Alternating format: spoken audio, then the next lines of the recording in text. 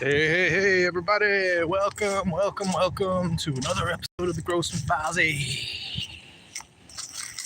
We got a great one for you today. So we're here out in Woodlawn Cemetery, my new favorite place. Oh, David Berkowitz had a book on Woodlawn. It means something. The dude was obsessed with finding people in cemeteries, so he obviously had a thing for cemeteries, which quite a few people have in this world. So again, something not that big a deal. Maury Terry made it seem like him having a book on Woodlawn Cemetery was somehow conspiratorial. So we're out here and I'm a little subdued just to give respect to this place. And we're going to talk about a little bit more deeply about Netflix. I was planning on waiting until my equipment came back from Puerto Rico. That's going to take another 5 weeks.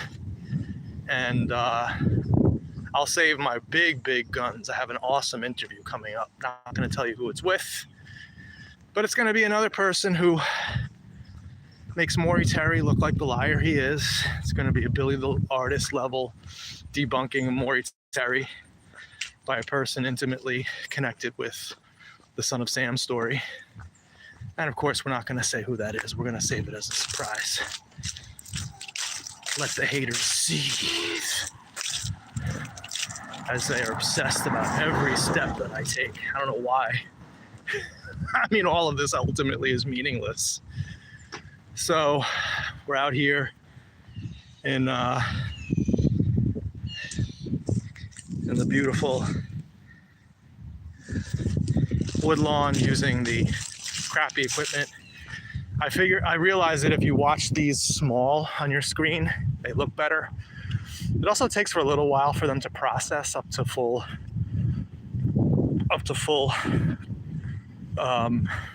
quality. So you just kind of have to deal with life as it is, not how we want it to be. So I actually enjoy coming out here live with you guys, and I'll answer your questions about Netflix. So Ray J says I don't do Netflix or any of those propaganda pushers, so I've not seen it. Well, your choice, Ray J. What can I tell you, man? You're an old fan, and I respect your stance on that. But, I'm not a propaganda pusher, and yet I appeared in this Netflix documentary. I was very proud of it. It was an amazing experience in addition to a great documentary for what it was. Again, people got to realize that it wasn't meant to be a documentary that was meant to be for us experts, people who know the Abrahamson letters, people who know every word of his confession, people who know the Wicker Street stories, people who know that he was seen driving away in a car, possibly with another person after he shot Rocket. It's not who the documentary was made for. It was made for the layman. And as such, it was really a wonderful production made by an Academy Award-winning documentarian. So Ray J, I respect that, but you're missing out, man. You should really check it out. And Netflix only paid for the production. They didn't actually produce it. The documentary was made by a company called Radical Media Productions, which is the same company that did The Sons of Sam by Josh Seaman, the documentary where Maury Terry was made to look like an absolute buffoon and lunatic, truly as he was.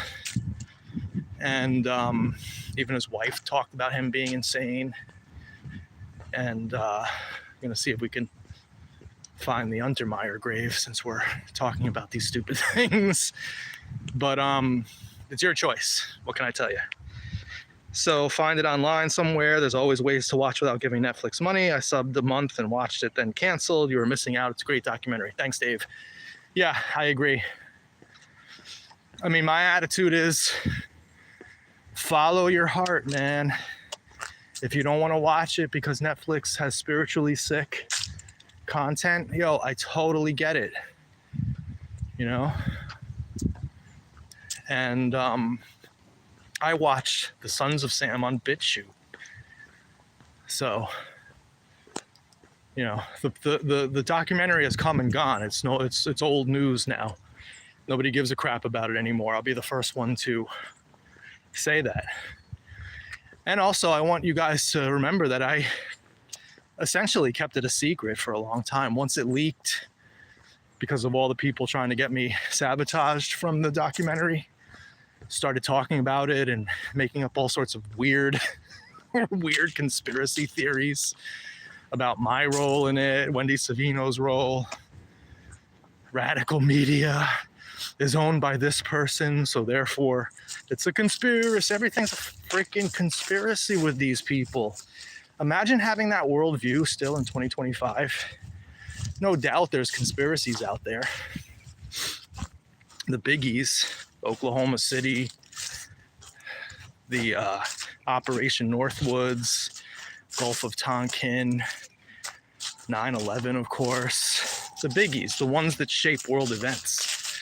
But Radical Media, some company in New York City, making a documentary on Son of Sam, topic that nobody cares about except for us, is not a conspiracy. This is absolutely ridiculous.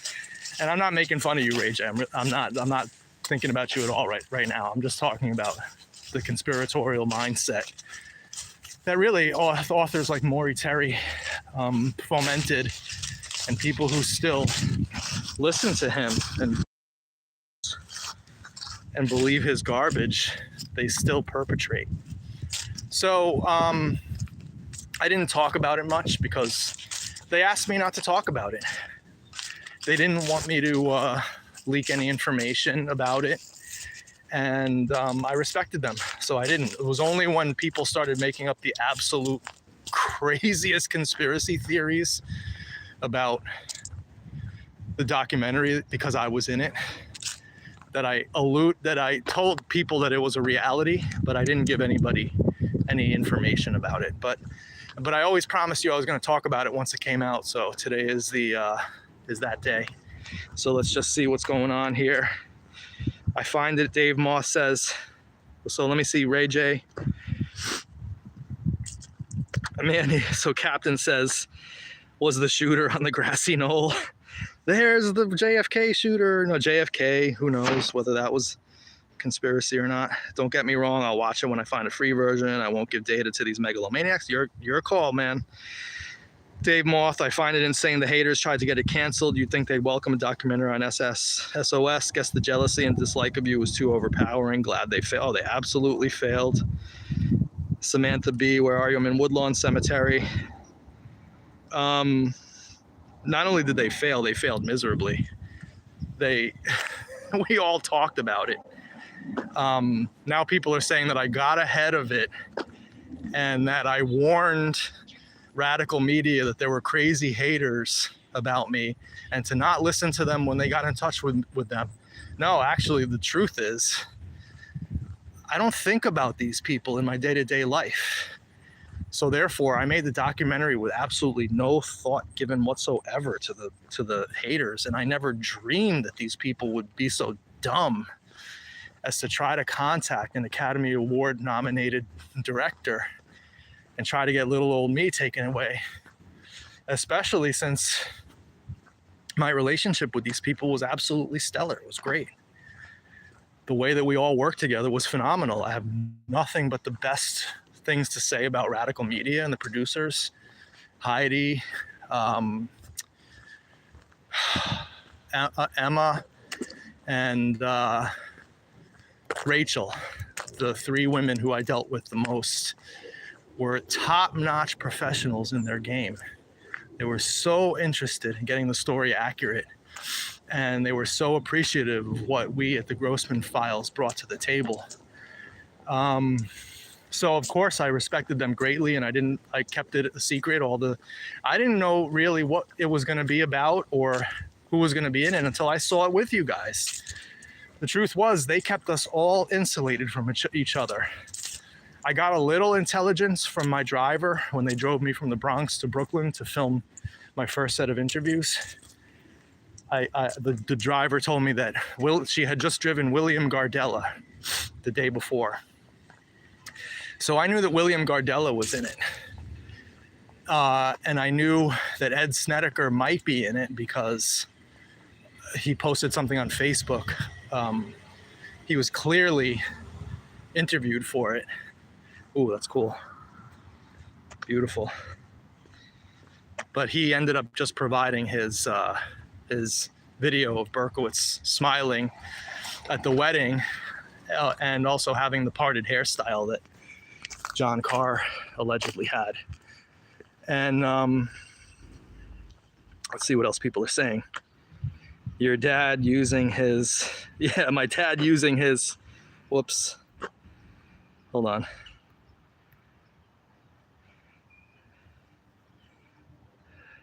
My dad using his media empire connections to stop it getting canceled. Yeah, it's ridiculous.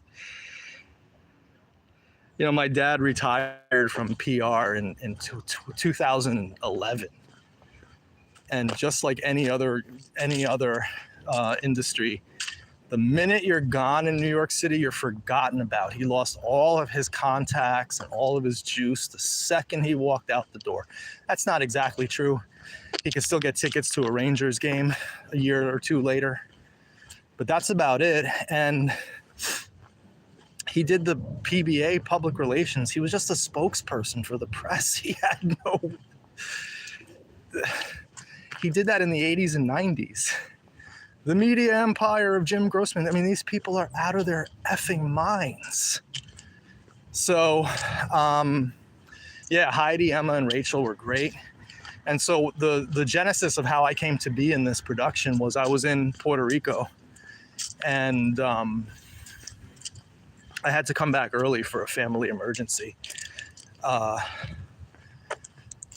And then, of course, Billy the Artist happened, so I stayed in New York to do that. But one day I just get an email out of the blue from Radical Media saying that they saw my video work. Now, I will say that they actually were tipped off to me by a guy who's absolutely hateful of me now, a guy named Paul Hart, whose real name is Paul Berger. I don't know why I don't know why the dude uses a fake name. I actually give props to Dana of Rotting Jewels for finding that out and publicizing it. Even though everything else she says is just out of her mind.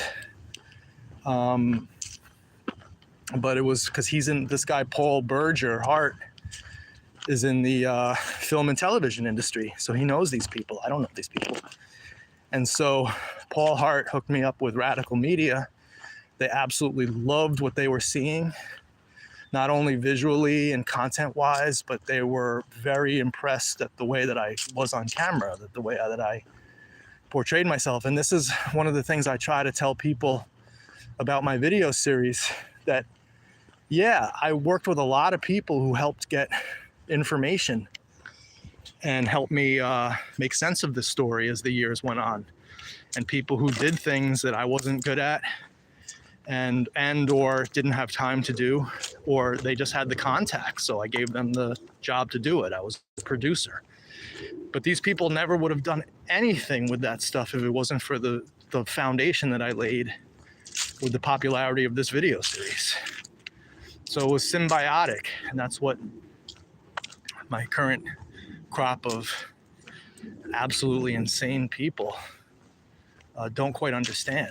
That without me picking up that camera, and this isn't boastful, this is just the truth. If I don't pick up that camera that morning of March 17th, 2021, none of this would have happened. Anybody with a brain understands this, because everything outflowed from my video series. The Zeman documentary would have come and gone, and it would be completely forgotten about. I mean, it is already, just like my video series and just like my documentary.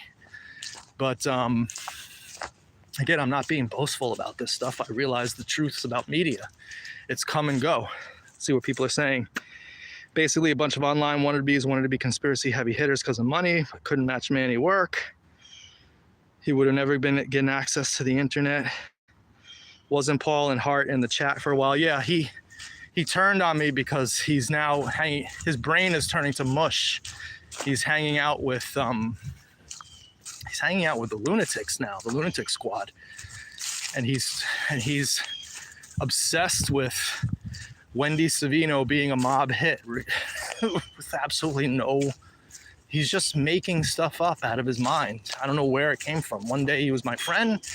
The next day, I'm reading these crazy comments about Joe Savino being sent messages. There were messages being sent, so they shot his wife. They sent the message by shooting his wife. And then their other theory, I guess, is that he shot her or had her shot because he was talking with a guy named Richard Niclario. I mean, okay, show me any other example of that happening in New York City mob history. And if Joe Savino was such a heavy hitter in the mob, how come no one ever heard of this guy until we came along with the Savino story? Anyway, that's all dumb stuff. So they called me and they said that they're putting together this Netflix documentary, and they wanted me to not only be in it, but to be one of their main researchers. Now, I didn't get credit for that, which I actually was a little bit disappointed about. I didn't get credit for the all the research materials that I provided. But whatever. I mean, ultimately I don't care. This documentary came and went in my life. It had no appreciable effect on my life whatsoever. Gave me a little bump up in subscribers. Oh shit, Max Roach's grave. Famous jazz drummer. Let's go see that.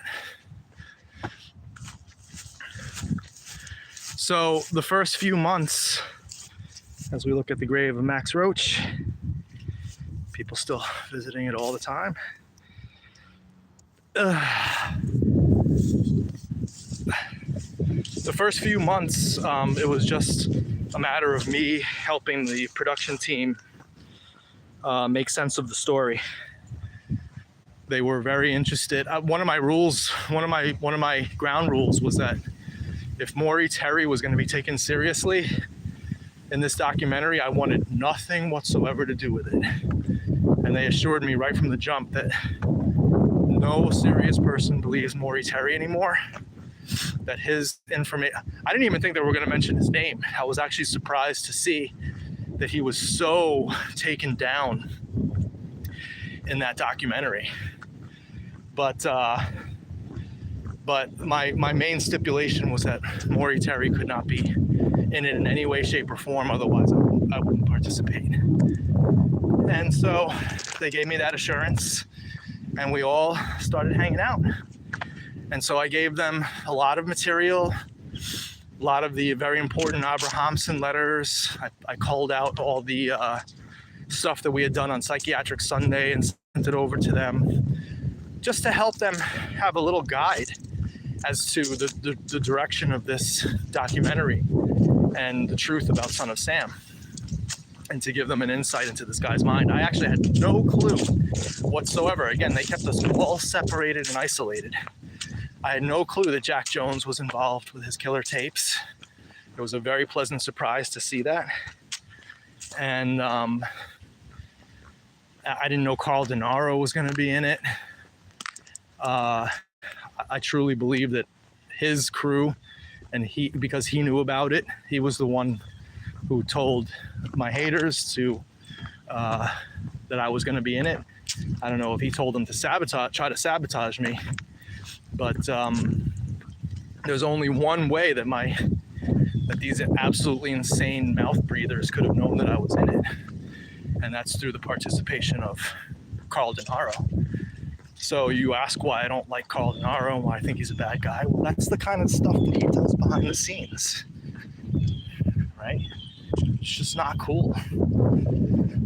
Ooh, I'm smelling a ginkgo tree. Ah, and there it is. The disgusting smell of the ginkgo. Beautiful fall leaves. But the vomitous smell of the ginkgo tree. So, for months before there was even a filming date. I was giving them materials. We were discussing the case. They were getting a feel for everything. They were watching my work, making sense of everything, and then doing things that I had no clue about. I only dealt with them for what I dealt with them with. I had no idea how they dealt with anybody else or what else they did with anyone. And it was all a surprise at the end, which I actually respect, and I enjoyed that aspect of it because, one, I couldn't let anything slip. Not that I would have anyway, but I certainly couldn't let anything slip if I didn't know anything about it. So the production team was extremely professional. I have nothing but the highest regard for Radical Media and the people that they put on this documentary. And so finally, in April of 2024, so I first got involved with them in January of 2024. Then in April, when did I first do my first? I think I did my first interviews, which was 2 days in a Brooklyn hotel in Williamsburg. They drove me out on a Saturday and a Sunday, and I spent about 5-6 hours each time there. Again, they edited out most of my stuff. As much as I was in that documentary, most of my stuff was edited out, actually. And so then we all thought we were done. It was the end of March of 2024. And then all of a sudden I'm introduced to the whole Wendy Savino story. So that whole thing occurred with Wendy Savino, and I didn't hear hide nor hair from Netflix about anything, about what they were doing. Again, everything was very isolated. I actually don't have much of a story to tell, other than the fact that I have nothing but the highest of respect for Radical Media people, the ones I dealt with. And then I got busy with Wendy Savino and all that fun stuff. And you all know how that went. That was April into May of 2024. And then once the NYPD cleared her case, I'm just trying to figure out my way back to my car. Once NYPD cleared her case, then I told Radical Media about it, and they were like, Manny, we already finished production, man. What the hell? But they knew a story when they saw it. You know, big ups to these people, the props to give them, because again, they knew a winner when they saw it. And they immediately went to get Wendy Savino in it. So in June of 2024, me, Wendy, Detective Klein went back and did our interviews. So hold on one second. Hey, Manny, welcome back. I gotta tell Cheech, man is back. I saw it. I felt it was for newbies. Yeah, of course it was for newbies, Dirk. Why would they make a Derek? What's up? Hello, people of the world. So getting back to Dirk's, it was for newbies. Why would they make a documentary for experts? That's kind of not what documentaries are about. So in that regard, it was wonderful. And I thought it was perfectly done. If you want expert level work, you watch me, right? They knew that, like, anybody who was truly interested in that documentary for deeper work was going to find my stuff on YouTube. And I got a bump up of about, I don't know, it's about 600-700 subscribers. Not nearly what I thought it would be, but I'll take it. So, then we did our work with Wendy Savino, and then they said, okay, it's going to be out in November of 2024. That was the original release date. And then November came along and it wasn't out, and December came along, and then January came along. Meanwhile, my business totally crumbled into dust. I had no work.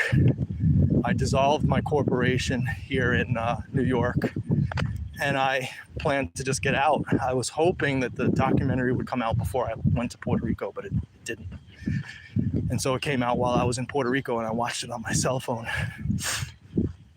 because I wanted to kind of capitalize on it as soon as it came out, but the timing didn't work. I actually didn't think it was going to come out. I thought they had shit canned it.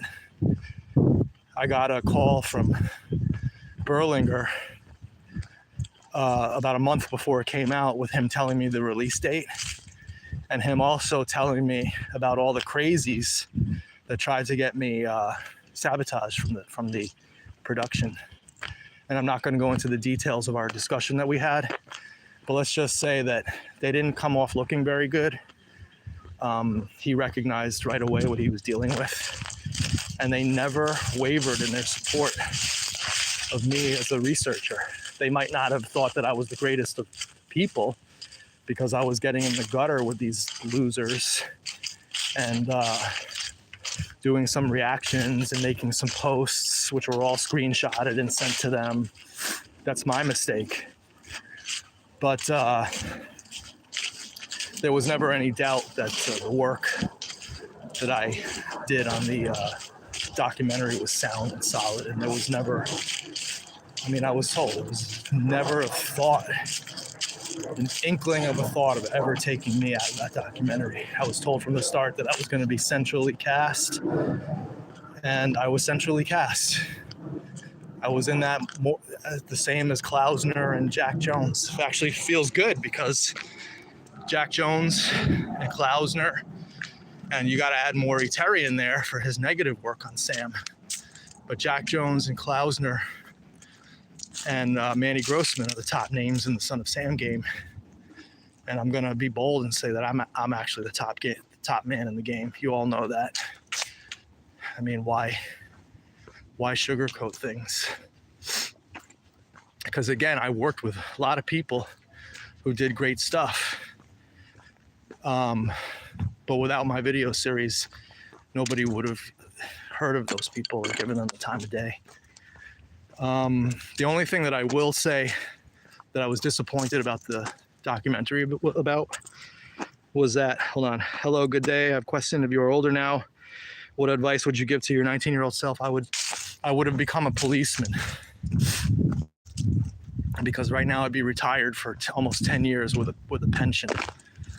And as it stands, I'm going to have to work now until the day that I die, which isn't a fun prospect. So get a pension job, all of you young people out there, post office, police, fireman, teacher, because life goes quicker than you think. And that time period from 20 to 50, it goes by in a blink of an eye. How does he read the comments if he's blind? Okay, let's get rid of that dude. Hold on one second. Give me a second. Remove. So, anyway. So, this guy, Daniel Fiore, he's another one obsessed. Can't keep his eyes off of me.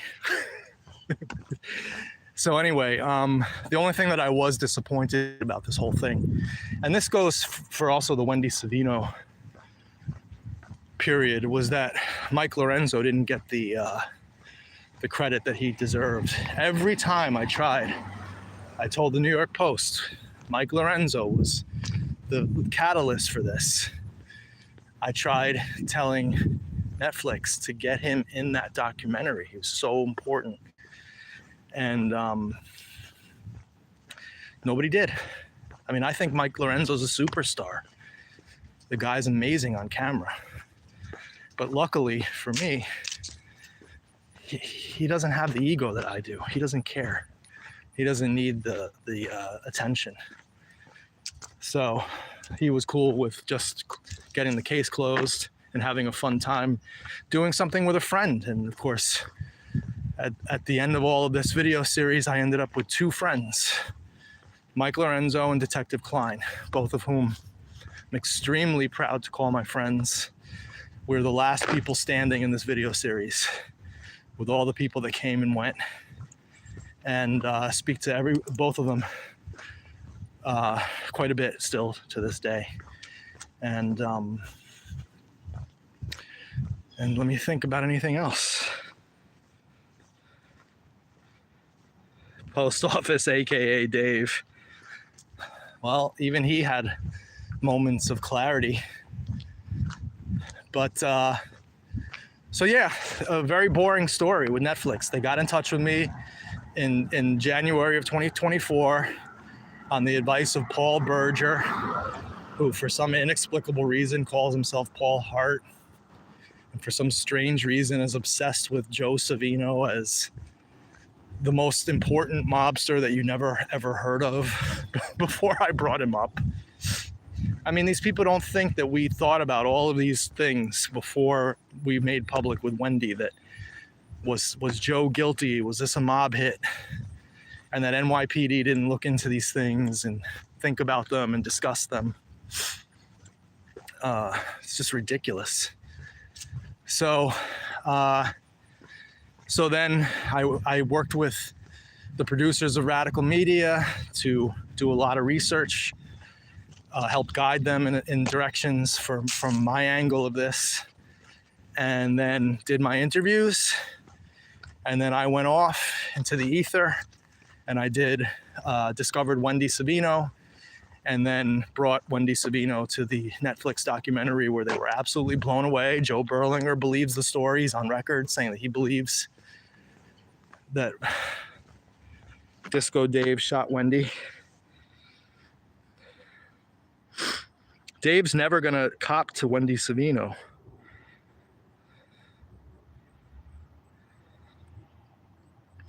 I can believe that Dave is telling the truth about doing all the Son of Sam shootings alone, and not believe him that he didn't shoot Wendy Savino, because I have evidence for both. I have evidence that he worked alone, so of course I can believe that he worked alone.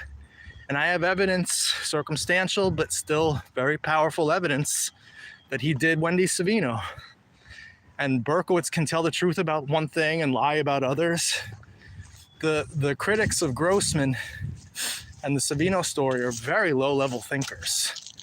And it's actually quite pathetic watching them work. It's fun. I enjoy it because it's entertaining. But it's actually quite pathetic watching because they're so binary in their thought, that he tells the truth about shooting everybody alone, but he didn't admit to Wendy, so therefore he didn't do it. No, life doesn't work like that.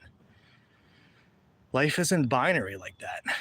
And this guy is not gonna, he's veritably obsessed with me, with Grossman. I know that for a fact.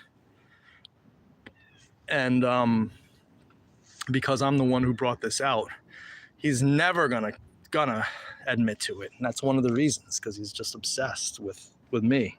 Hates my guts.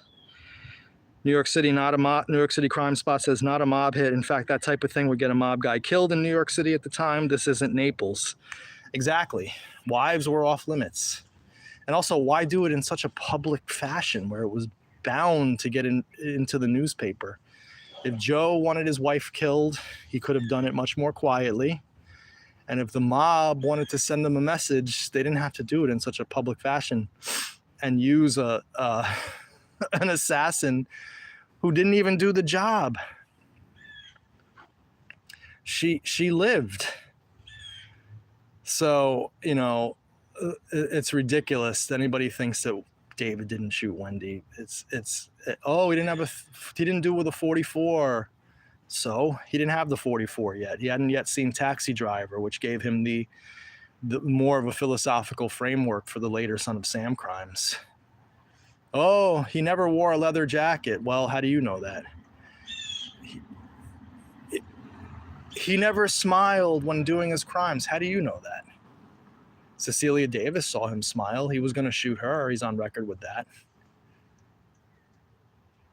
His smile was the biggest characteristic about him. Oh, he always ran from the scene of the crimes. How do you know? In many of the crimes, he wasn't even witnessed, and or the victims were killed. So you wouldn't know this. Again, low-level thinking in Son of Sam. How do you make your mom leave you alone when you're in your room? BW says. I don't know. I actually ask your mom to to take care of things. So when the devil dog tells you what you do, you better listen. So anyway, so yeah, that's basically it. And then once Wendy was in it, they opened up another day of shooting. They had already edited it. That's why she's at the end. It was an addendum to the whole thing, because they had already made the entire documentary by the time and edited it by the time Wendy came along. And they were so into the story and so behind the story that they added an extra day of filming just for that. So we got that in there. Very proud to have attached her story to the wider Son of Sam story. And again, nobody gives a shit about Son of Sam except for us. Very few people in the world who care. Most of them are watching this now or will watch it. And I'm getting now on average about, eventually this video will top out at 1.2 thousand. It's a drop in the bucket. I'm doing this now because I'm bored and I enjoy this as a pastime, coming online and talking to you guys. No longer thinking about this in any way, shape, or form as something to do to get fame or to make a career out of it. And that, of course, wasn't the motivation going into it. So I know what happened. Paul Castellano said, I want you to go out and kill. Yo, Crime Spot. There was a witness to Joe and Wendy leaving the restaurant, and her last name was Castellano. So there's actually someone out there writing a blog that they're doing genealogy to see if that Castellano is related to Paul Castellano. I mean, that's the level of these people. Let's play devil's advocate for a second and say that they were related. And I mean, what does an eyewitness to a crime have to do with, even if they're related to Paul Castellano in a way? I mean, this is the low-level thinking in the conspiracy land. So yeah, that's basically it. I don't have anything much to say. I wish that this was a much more exciting live stream about my relations with Radical Media. It wasn't even Netflix. Again, Netflix is just the medium in which it was shown. Production company was Radical Media. They're who I dealt with. But it was very mundane. They got in touch with me. We worked together on research. They thought that I was amazing on camera. They called me a soundbite machine.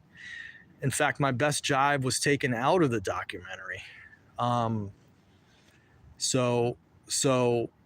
then never really heard from them again after that in terms of when it was coming out, until a couple weeks before. I got a call from Berlinger saying it's going to be out on July 30th.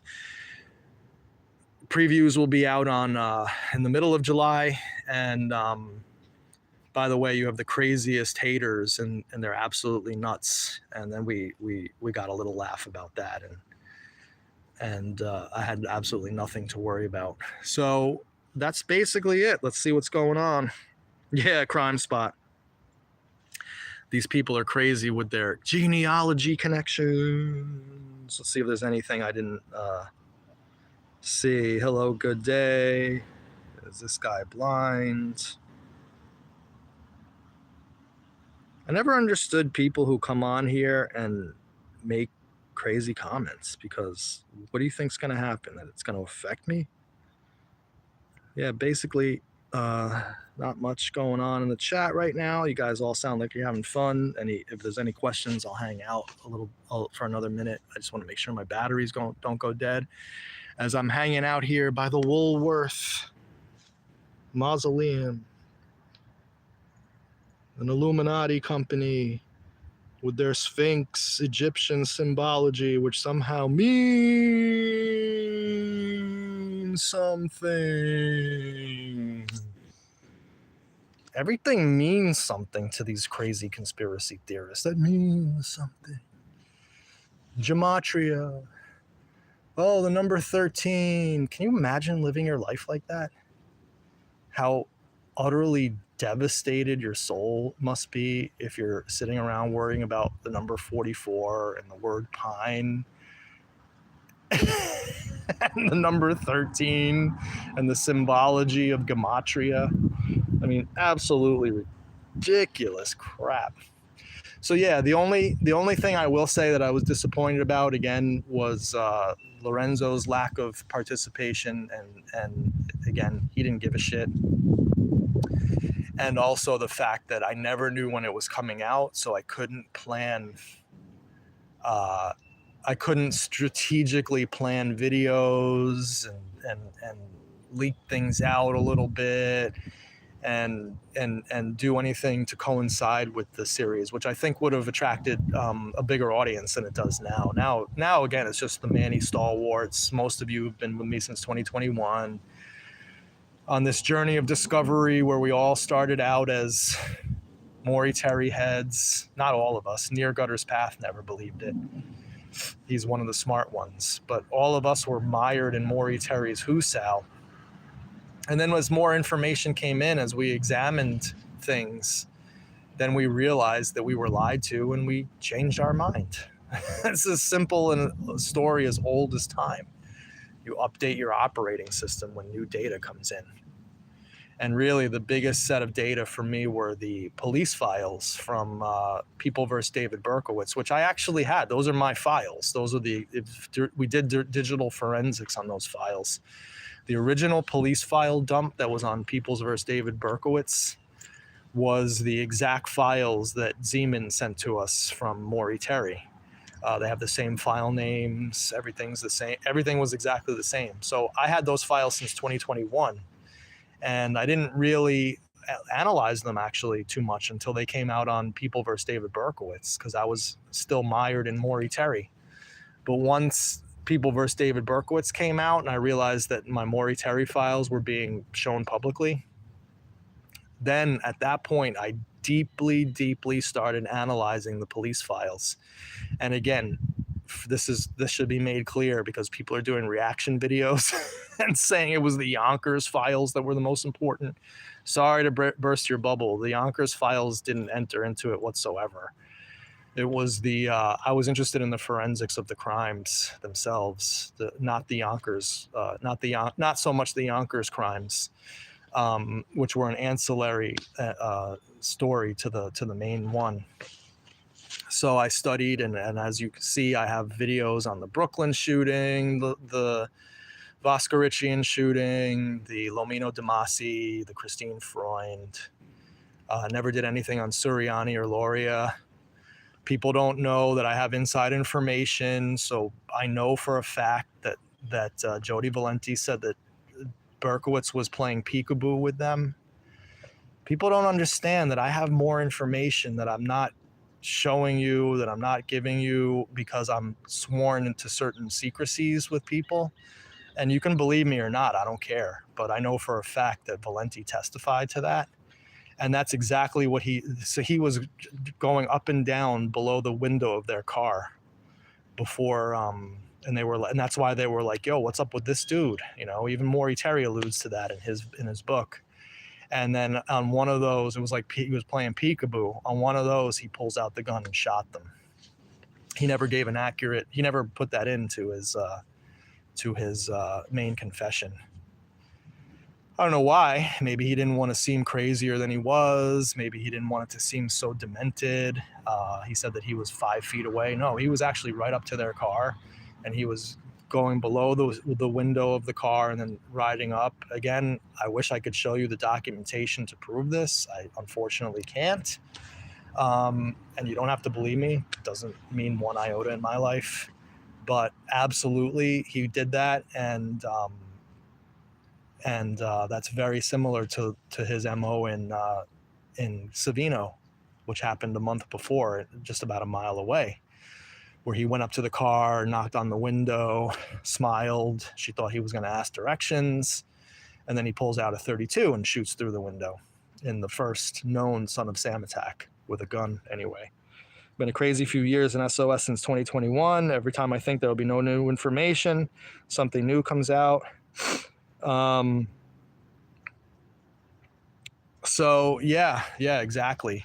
And that's what enabled us to make this a journey of discovery over time, which was part of the fun. We all went through this together. Again, the golden age is over. Even told you now, we have very little to nothing to do anymore with this story. I do have another possible victim. I have all those police files about another possible victim of David Berkowitz, but they're not even 10-minute drive from where I'm at now. I have a whole case folder on that of a family who was absolutely convinced that David Berkowitz killed their son. But I'm not going to do it. You know why? Because unlike Wendy Savino, I actually don't believe the story. I don't think Berkowitz did this. I think he's not guilty of this. And so I'm not going to do a show on it. But I have those files. I have a lot of files I haven't shown you guys. Because nobody's as hooked up with law enforcement and the people that matter than me. So yeah, the Yonkers files meant nothing to me. I mean, they were cool to analyze a year later after I analyzed the police files, the NYPD files. But the NYPD files and the Abramson letters were the impetus behind changing my mind. All right, so I think that's basically it, guys. We had a fun time. I'm sure that people will now do reaction videos to this. Have at it. Have fun. It's hilarious to watch. I enjoy every second of it. All right, so let me see if there's any last things in the chat. Oh yeah, Dave Moss says it's a shame the Neto family weren't in it. Yeah, I'm pretty sure they were interviewed. And I was actually disappointed that the Neto family weren't involved. I got the Neto family in it. Despite what some people think out there, the Neto family loves me. Every time I go visit them, I go inside and have a great time. It hasn't been that way for a little while. I haven't seen them in many months, but before I was going to Puerto Rico, I was walking around there seeing Maria Neto watering her plants, and she would give me a huge hug and invite me in.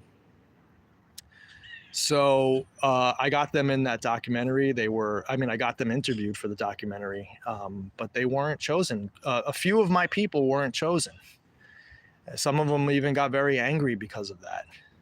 But, you know, how deep was the documentary supposed to go? You know what I'm saying? Like, all it really needed to be said about Wicker Street was that he was shooting dogs and sending Molotov cocktails and writing letters. I think that in retrospect, that adding the Netos in, as important as their story is, to mainly to get the King and the Duke names, and also to show that Berkowitz was doing those crimes alone in the neighborhood.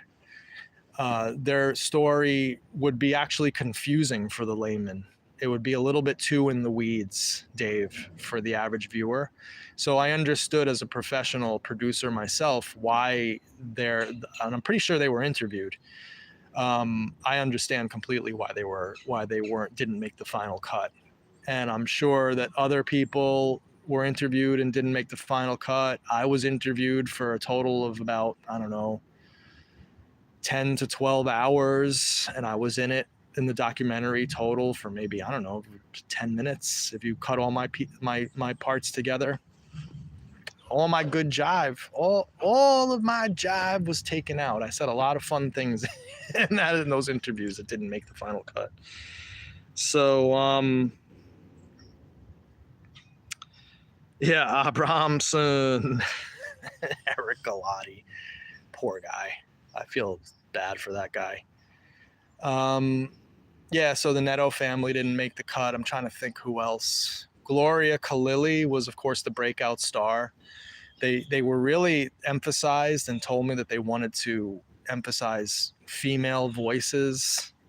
And I tried to tell them that really was not, it shouldn't be emphasized, because females and males were affected by Son of Sam, and it wasn't necessarily a female story, but you know how Hollywood is, especially these days. Women are the top people, and men are made to look like ridiculous, buffoonish oafs, especially Caucasian men. If you look at commercials, we're all idiots who don't know how to do anything, and we're henpecked by our wives or girlfriends who know how to change tires, fix a flat, change the oil on the car, do everything.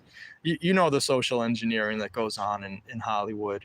And they wanted female voices to be a big deal. So Gloria Khalili fit the bill for that, and she was